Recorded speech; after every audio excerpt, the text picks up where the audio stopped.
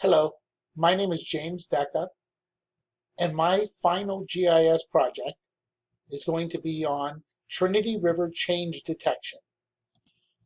This slide consists of the change detection final raster for Lab 7.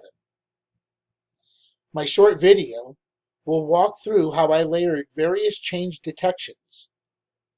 Most of the areas of change are caused by a variety of factors, including logging, vegetation regrowth, urban development, fire, and shadowing. This is Trinity River Valley in 2002, shown as a color composition from Landsat 7 imagery. Healthy vegetation is dark red, bare earth is cyan, and urban areas are a mix of cyan and white. This causes urban and bare ground to frequently get confused in land cover classifications.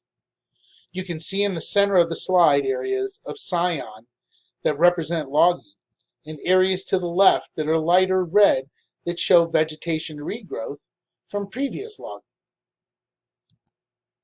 This is the same area in 2019 on Landsat 8 imagery. The image quality is better and you can see different cyan patches throughout the image due to logging.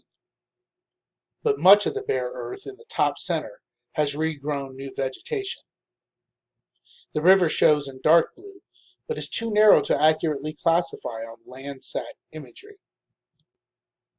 Land cover classification breaks down the features in three classes, showing forest, vegetation, bare earth, and developed areas.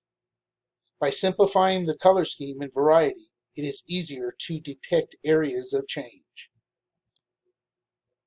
And in the end, you can see the various patches of bare earth in 2019 clearly due to the effects of logging in the area. The increase in the upper left corner was due to a fire in 2017. Check the dates on Wikipedia.